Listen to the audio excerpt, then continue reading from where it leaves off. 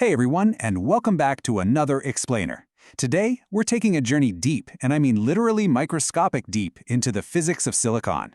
We're going to trace how figuring out a way to tame the fundamental physics of resistance ended up driving one of the absolutely most important architectural shifts in the entire history of modern computing. Now, check this out. This glowing, incredibly complex maze you're seeing represents a modern vlsi system that's very large-scale integration. We're talking about billions of transistors packed onto a tiny piece of silicon roughly the size of your fingernail.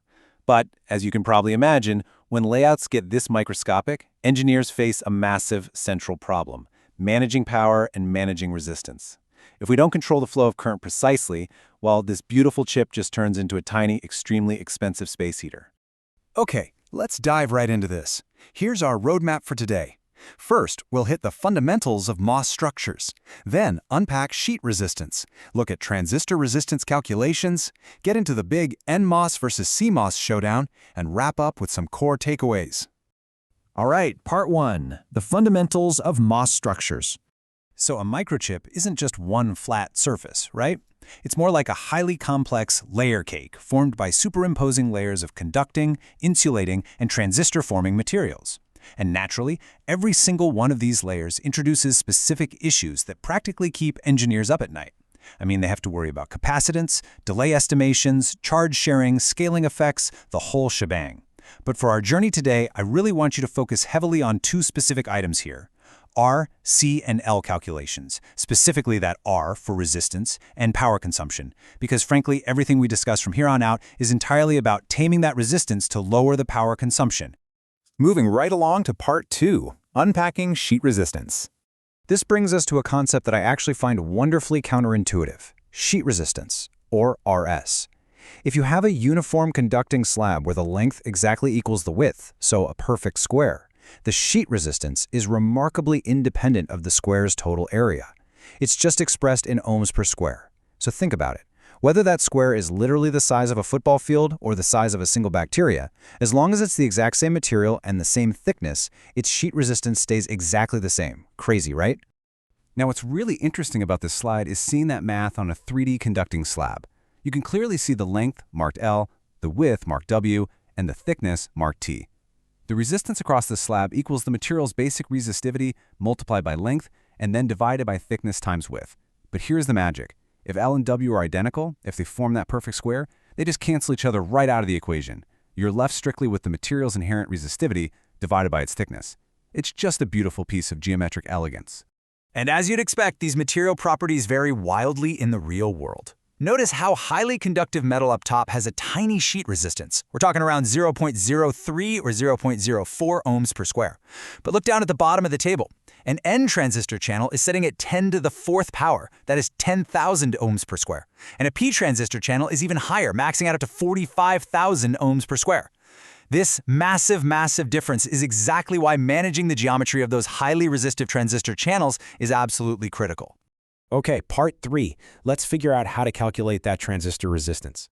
To figure out the actual real-world resistance of a transistor channel, we have to introduce a really crucial concept called impedance, which we represent with the letter Z. Now, Z is incredibly straightforward. It's literally just the geometric ratio of a transistor channel's length to its width, L divided by W. That's it. Once you find Z, the total channel resistance is just Z multiplied by that material's base sheet resistance that we were just talking about. And here is the visual proof of how shape completely dictates resistance. Over on the left, we've got a square channel. Because length equals width, Z is just 1. So if we multiply that Z of 1 by our N-channel sheet resistance of 10,000 ohms, we get a total resistance of 10 kiloohms. But take a look on the right. Here we have a rectangular channel. The length is 4 times longer than the width. That means Z equals 4. Multiply that Z of 4 by our 10,000 ohm sheet resistance, and boom, suddenly this transistor has a resistance of 40 kiloohms. Literally, just by stretching the rectangle, we've quadrupled the resistance. Which brings us to part 4, the NMOS versus CMOS showdown. And this brilliantly illustrates a truly fascinating historical fork in the road for chip design. On the left side, we have an older NMOS inverter. Look really closely at that top transistor, the pull-up. You see the ratio? The design rules for NMOS strictly required a 4-to-1 pull-up to pull-down ratio just to register clean logical signals. So as we just calculated a second ago, a Z of 4 up top gives us 40 kiloohms, plus the pull-down transistor's 10 kiloohms. That creates a massive 50 kiloohm path of static resistance from top to bottom whenever the circuit is on. Honestly, that is just a ton of wasted power bleeding right through the circuit. So let's contrast that bulky inefficiency with the CMOS inverter. The absolute beauty of CMOS is that a ratio rule simply doesn't apply. You don't need that massive 4-to-1 stretch. Both transistors in a CMOS configuration can just utilize a simple, compact 1-to-1 Z ratio. But the geometric simplicity isn't even the best part. The real dramatic turning point in semiconductor history is that a CMOS design has absolutely no static resistance. Let me explain. In an NMOS circuit, current is constantly leaking from power to ground when it's just sitting idle. But in a CMOS inverter, only one transistor conducts at a time.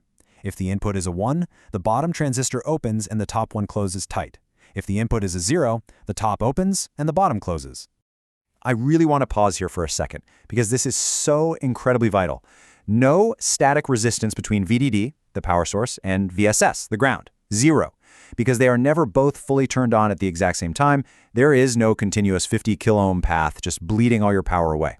This single, elegant engineering breakthrough is exactly why CMOS completely dominated the silicon race. I mean, it's literally why your smartphone battery lasts all day instead of like 5 minutes. It only draws meaningful power when it's actively switching states. All right, part 5. Let's bring all this together with our core takeaways.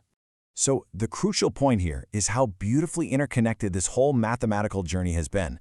We started in box 1 with a simple conducting slab to find our baseline sheet resistance. Then we moved to box 2 to find the geometric impedance, Z. We multiplied them together in box 3 to find a specific transistor's channel resistance. And finally, in box 4, we saw how those transistor resistances add up to create major circuit-level inefficiencies in those older NMOS architectures. Just to quickly recap our core narrative arc for today. First, sheet resistance is beautifully area-independent. It's a pure material constant. Second, to find actual transistor resistance, we rely entirely on the geometric stretching of that material, which is our Z equals L over W ratio.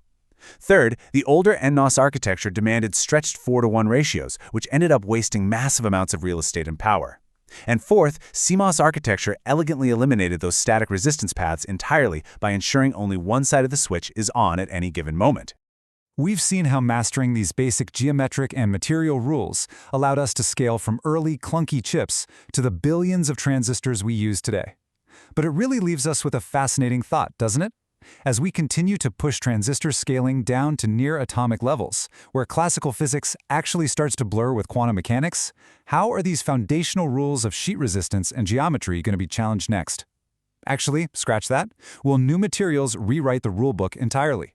It's definitely something to think about the next time you pick up your phone. Thank you so much for hanging out with me on this explainer. Keep asking questions, and I'll catch you next time.